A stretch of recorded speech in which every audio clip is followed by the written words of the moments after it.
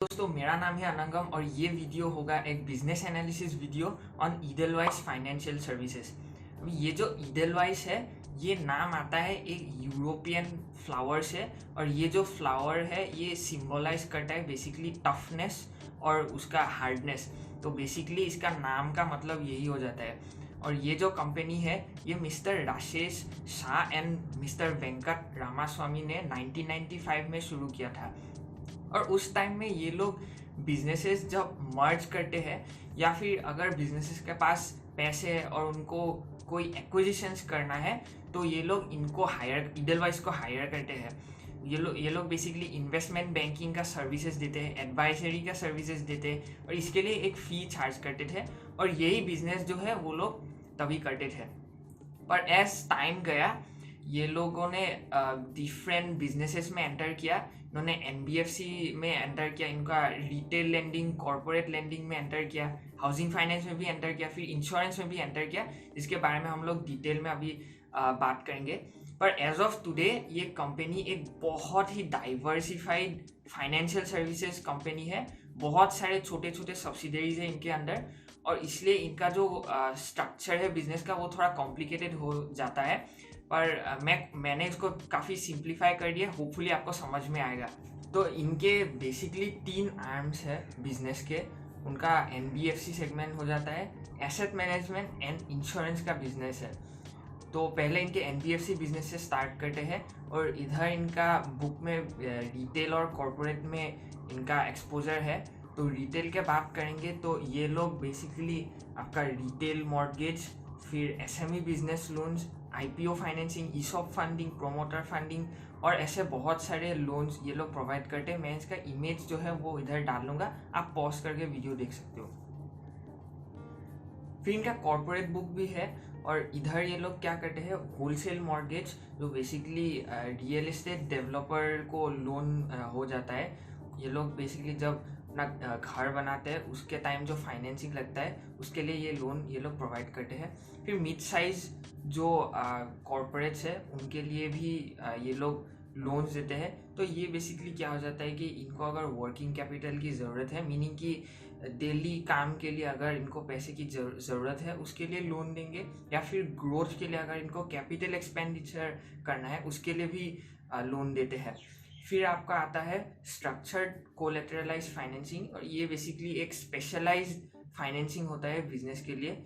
और ये basically businesses जो नॉर्मल जो ऑफरिंग है लोन्स में उससे अगर ये लोग सेटिस्फाइड नहीं है, ये लोग नेगोशिएट करके एक स्पेशलाइज्ड लोन ऐसे फिक्स करते हैं।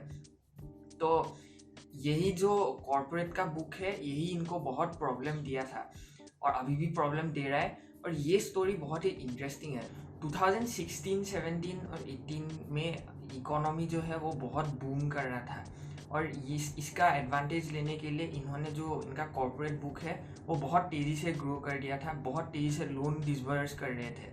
और इसी वजह से क्योंकि इनका लोन बुक ग्रो हो रहा था, इनका जो प्रॉफिटेबिलिटी है वो भी बहुत तेज़ी से ग्रो हो रहा था।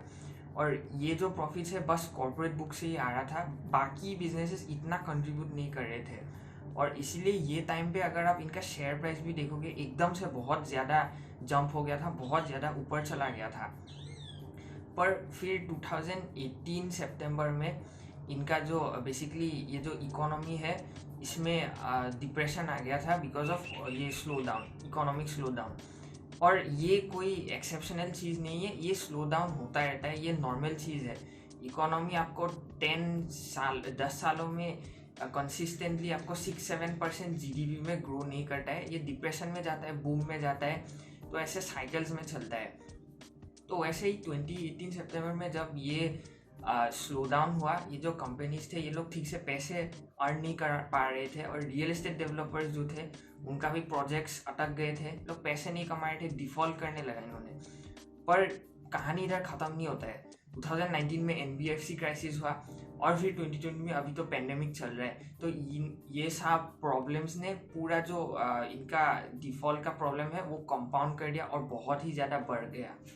तो इन सब इकोनॉमिक साइकिल के चक्कर में इनका जो कॉर्पोरेट बुक है एसेट क्वालिटी बहुत डिटोरिएट हो गया, बहुत बड़े बड़े एनपीएज आ रहे थे। तो मिस्टर राशिद शाह ने क्या बोला कि अभी ये लोग इनका बिजनेस स्ट्रेटेजी थोड़ा चेंज कर लेंगे। इनका जो कॉर्पोरेट बुक है वो प्रॉफिटेबली और स्टेबली एक एनबीएफसी मॉडल में चलाना मुश्किल हो जाता है, ये बात उन्होंने कहा है। तो इसने अभी ये लोग क्या करेंगे कि इनका जो बेसिकली कॉर्पोरेट का बुक है वो एनबीएफसी नहीं, एक फंड स्ट्रक्चर में ये लोग मैनेज करेंगे, जो इन्होंने एक दूसरे कंपनी के साथ पार्टनरशिप किया है। तो एनबीएफसी का जो बिजनेस हो जाता है, उधर कॉर्पोरेट का जो लोन बुक है ये लोग धीरे धीरे धीरे करके घटाते जाएंगे। 2000 to 3000 करोड़ पर क्वार्टर ये लोग कम करते जाएंगे, और उससे जो इक्विटी रिलीज होगा ये लोग अपने रिटेल बिजनेस में फंड कर देंगे, रिटेल बुक में कॉन्सेंट्रेट करेंगे और ग्रो करेंगे। और रिटेल बुक में बेसिकली ये लोग एमएसएमईज में फोकस करेंगे।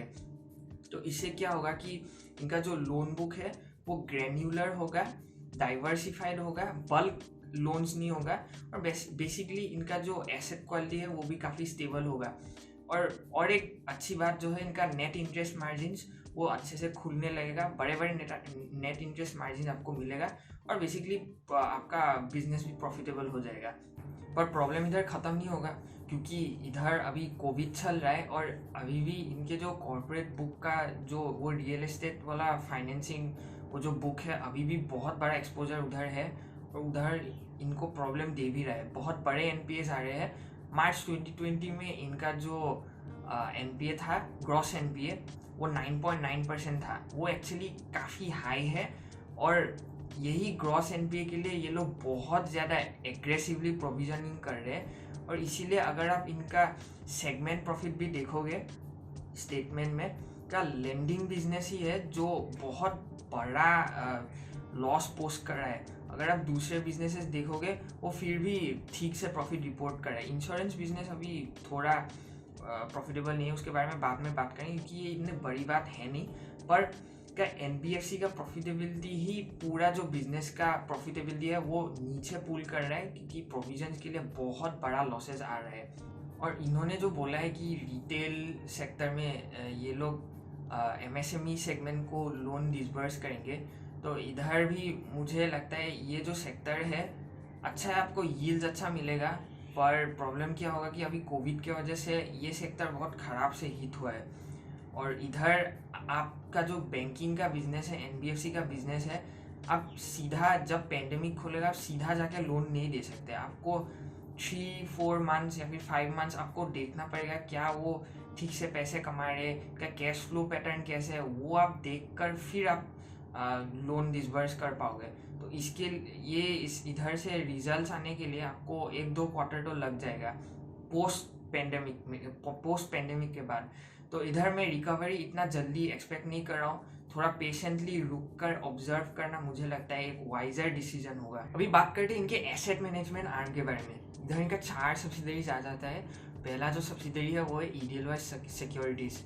और मैंने जो आपको पहले बोला था कि मिस्टर वेंकट रामास्वामी और मिस्टर राशिद शाह ने जब ये बिज़नेस शुरुआत की थी, इन्होंने इन्वेस्टमेंट बैंकिंग और एडवाइजरी का काम किया था। ये वही बिज़नेस है। ये लोग बेसिकली बिजनेसेस के पास अगर पैसे है तो इनको अगर इन्वेस्टमेंट करना है कहीं पे, तो ये लोग ईडलवाइज को हायर करेंगे और इनको जाके बोलेंगे कि आप मदद कर दीजिए। इसके लिए ये लोग एडवाइस कर देते हैं और फिर इधर से इनको एक फ़ी मिलता है। प्लस ये लोग कैपिटल मार्केट सर्विसेज भी देते हैं। अगर आपके पास बिजनेस है, आपको पैसे रेज करने हैं थ्रू आईपीओ या फिर आपको बॉन्ड से पैसे रेज करने हैं, उसके लिए भी ये लोग हेल्प कर देते हैं और फ़ी चार्ज करते हैं। और ये जो बिज़नेस है मुझे पसंद है, काफ़ी पसंद है एक्चुअली, क्योंकि ये इनका जो मैनेजमेंट है, मिस्टर राशिद शाह स्पेशली, इनका यही जो फील्ड में इनका स्पेशलाइजेशन है, इनका नॉलेज यही जगह में है। तो क्या होता है कि इनका बिजनेस काफ़ी अच्छे से ये लोग रन कर पा रहे हैं। अगर आप देखोगे इनका प्रॉफिट भी बहुत अच्छे से ये लोग पोस्ट कर रहे हैं, और यही कारण की वजह से मुझे ये काफ़ी पसंद है। प्लस ये बहुत ही कैपिटल लाइट बिजनेस हो जाता है, आपको बार बार पैसे नहीं डालना पड़ता है। एनबीएफसी आप देखो, उधर एनपीए आता है तो बहुत प्रोविजनिंग करना पड़ता है, उसके लिए पैसे चाहिए। ये जो बिज़नेस है ये बस एक फी चार्ज करते हैं ये लोग, तो उसके लिए आपको ग्रो करने के लिए कैपिटल एक्सपेंडिचर की ज़रूरत नहीं है, ये कैपिटल लाइट बिजनेस हो जाता है। फिर आ जाता है इनके ईडलवाइस एसेट मैनेजमेंट का बिजनेस। ये बेसिकली ये इनका म्यूचुअल फंड का बिजनेस है। तो अगर इनके जो बेसिकली फंड्स है, इनका इक्विटी और बॉन्ड का फंड ही हो जाता है मेनली। ये पूरे फंड्स में जितने पैसे हैं लोगों का, एसेट अंडर मैनेजमेंट इसको बोलते हैं, ये पूरा जो एसेट अंडर मैनेजमेंट आप देखोगे वो अप्रॉक्सीमेटली अराउंड 49,000 करोड़ में आ जाता है, जो HDFC, कोटेक, एक्सिस जैसे बिजनेस के कंपैरिजन में ये काफ़ी छोटा है, जो एक्चुअली बहुत अच्छी बात है। आप खुद लॉजिकली सोचिए, अगर आपका से 100 करोड़ का एक फंड है, वो आप इजीली 1000 करोड़ तक ग्रो कर सकते हो, और फिर 1000 करोड़ से 10,000 करोड़ भी आपको इतना मुसीबत नहीं होगा। पर 10,000 करोड़ का अगर आप 10 टाइम्स ग्रो करोगे 1 लाख करोड़ तक, तो वो बहुत डिफिकल्ट हो जाता है। क्योंकि अगर आपके पास थोड़ा पैसे है, आपके पास investment opportunity ample amounts of है, आपके पास बहुत सारी इन्वेस्टमेंट अपॉर्चुनिटी, आप इजीली इन्वेस्ट करके एक हाई रिटर्न आप क्लॉक कर सकते हो। अगर आपके पास बहुत सारे पैसे ऑलरेडी है, तो आप कहाँ इतना ज़्यादा पैसे इन्वेस्ट करोगे। और तब क्या होता है, या जो फंड ज़्यादा बड़ा हो जाता है, इनका अपॉर्चुनिटीज़ नहीं मिलते हैं, तो कैश आइडियली लाई करता है, या फिर ये लोग अट्रैक्टिव अपॉर्चुनिटीज़ में ये लोग जाके इन्वेस्ट कर देंगे, जिससे इनका जो रिटर्न है वो बहुत कम हो जाता है। इससे क्या होगा, अनसेटिस्फाइड कस्टमर्स, फिर क्या है, इनका जो पैसे है वो भी निकाल दिए जाएंगे, फिर इनका प्रॉफिट भी काफ़ी तेज़ी से गिरने लगेगा। तो इनका AUM छोटा है, मतलब रूम है ग्रो करने के लिए। फिर आता है ईडलवाइस ऑल्टरनेट एसेट एडवाइजर्स। तो ये लोग क्या करते हैं, जो ग्लोबल बड़े बड़े इंस्टीट्यूशंस हो जाते हैं, जैसे पेंशन फंड्स, इंश्योरेंस कंपनीज, इन लोगों से ये लोग पैसे रेज करते हैं और फिर बहुत जगह इन्वेस्ट कर देते हैं। जैसे कि आपका ये इंफ्रास्ट्रक्चर जो है, उनको पैसे दे देते हैं। अगर इनका जो प्रोजेक्ट्स है वो आइडल लाई कर रहे, तब उनको फंडिंग में प्रॉब्लम नहीं होता है, वो पैसे लेकर वो अपना काम फिर शुरुआत कर सकते हैं। और फिर ये लोग डिस्ट्रेस्ड बिजनेसेस जो है, उनको अगर ज़रूरत पड़े उनको भी लोन देते हैं, जो एक्चुअली इनका नेक्स्ट सब्सिडरी में आपको मैं प्रॉपरली समझाऊंगा क्या होता है। पर इधर से ये लोग काफ़ी अच्छी तरीके से पैसे कमा लेते हैं। और जो इनका फोर्थ सब्सिडरी है वो है ईडलवाइस एसेट रिकंस्ट्रक्शन कंपनी। ये मेरा फेवरेट कंपनी है, क्योंकि ये क्या होता है, इधर ये लोग जो बैंक्स है, NBFCs है, उनका NPAs जो है, नॉन परफॉर्मिंग एसेट, वो पहले देखते हैं कि क्या वो लोग रिकवर कर सकते हैं कि नहीं, और उसके हिसाब से ये लोग जाके वो NPAs बहुत ही सस्ते दाम में वो लोग खरीद लेंगे। और उसके बाद क्या करेंगे, वो जो कंपनीज है या फिर जिनको भी इन लोगों ने वो लोन एक्चुअली दिया था, उनको जाकर हेल्प करेंगे, उनको जाकर एडवाइस करेंगे। और इधर ही वो डिस्ट्रेस्ड क्रेडिट का वो बिजनेस, वो वाला सेगमेंट आ जाता है। उनको जाकर ये लोग एडवाइस करेंगे कि आप ऐसे बिजनेस चलाओ, वैसे बिजनेस चलाओ, और उसके लिए फ़ी चार्ज करेंगे। और ये ही जो फ़ी है ये इनका सब्सिडरी में आ जाता है। पर अगर ज़रूरत पड़े इनको लोन भी देते हैं, और वही लोन जो है इनका ऑल्टरनेट एडवाइजर्स का जो सेगमेंट है उधर आ रहा था। और ये बिजनेस जो है ये भी एक कैपिटल लाइट बिजनेस हो जाता है, बहुत हाई प्रॉफिटेबिलिटी ये लोग क्लॉक कर सकते हैं, और इसलिए ये बिजनेस मुझे काफ़ी पसंद है, और ये मार्केट लीडर्स भी है इंडिया में। तो इनका थर्ड और लास्ट जो आर्म है वो है इनका इंश्योरेंस बिजनेस। लाइफ और जनरल इंश्योरेंस बिजनेसेस है इनके पास। तो ईडलवाइस टोक्यो लाइफ इंश्योरेंस हो गया, और इधर आपका ईडलवाइस जनरल इंश्योरेंस लिमिटेड। तो ईडलवाइस टोक्यो है, क्योंकि ये टोक्यो मेरीन जो है वो जापान का एक मल्टीनेशनल इंश्योरेंस होल्डिंग कंपनी है। तो क्या होता है कि इधर जो कस्टमर्स जो होते हैं वो लोग प्रीमियम्स पे करते हैं, और वो जो प्रीमियम है, वो जो पैसे का पूल है जिसको हम लोग फ्लोट बोलते हैं, वो इन्वेस्ट करके प्रॉफिट करते हैं, और उससे आपका क्लेम से आप पे करते हो।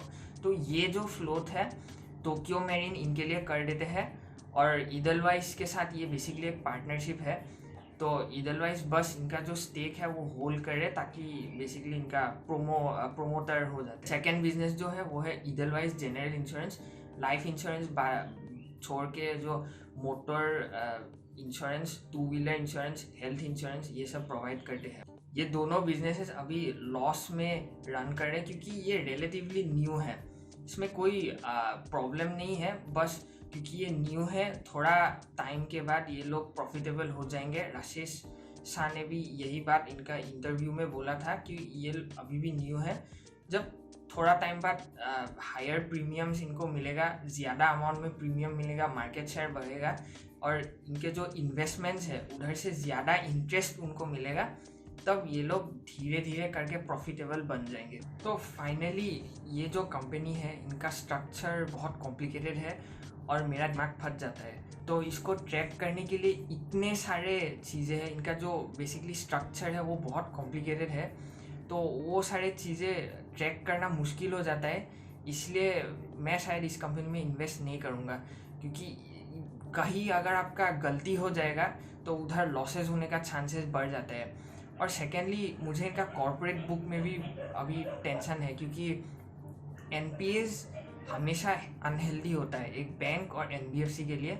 और अगर आप देखोगे पूरा जो हिस्ट्री है कॉर्पोरेट इंडिया या फिर कॉर्पोरेट यूएसए कहीं पे भी, अगर आप बैंक्स एनबीएफसीज देखोगे, मेजर जो कारण है फेल करने का वो एनपीएस ही होता है। मैं नहीं बोल रहा हूँ ये कंपनी फेल होगा, इनके मैनेजमेंट बहुत बढ़िया है और मैं बहुत ज़्यादा एडमायर करता हूँ, पर ये एक मेजर इशू है जो आपको बहुत ही ज़्यादा क्लोजली आपको ट्रैक करना पड़ेगा। और थर्डली अगेन मुझे मैनेजमेंट बहुत पसंद है इस कंपनी का, और पर इनका जो बेसिकली अटेंशन टाइम एनर्जी है वो बहुत सारे सेगमेंट्स में डाइवर्टेड हो जाता है। तो इससे क्या हो जाता है कि बिजनेस मैनेज करना डिफ़िकल्ट हो जाता है। अगर आप से आईडीएफसी फर्स्ट देखोगे, इनके जो सीईओ है मिस्टर वी वैद्यनाथन, उनको बहुत बार पूछा गया था कि क्या ये लोग इंश्योरेंस बिजनेस फिर एसेट मैनेजमेंट बिजनेस में भी एंटर करेंगे, तो उनका रिप्लाई ये था कि नहीं, बिकॉज उनको बस लेंडिंग का बिजनेस है, सिंपल बिजनेस, उनको उसमें ही अपना पूरा एनर्जी फोकस करना है। तो इससे क्या होगा कि इनका जो पूरा लेज़र फोकस रहेगा, ज़्यादा चीज़ों में ये लोग ध्यान नहीं देंगे, एक ही चीज़ में इनका ध्यान रहेगा, तो इधर मैनेज करना काफ़ी इजी हो जाता है। मैं नहीं कहूँगा इजी, पर एटलीस्ट हेडेक ज़्यादा नहीं रहता है। तो आज के लिए इतना ही।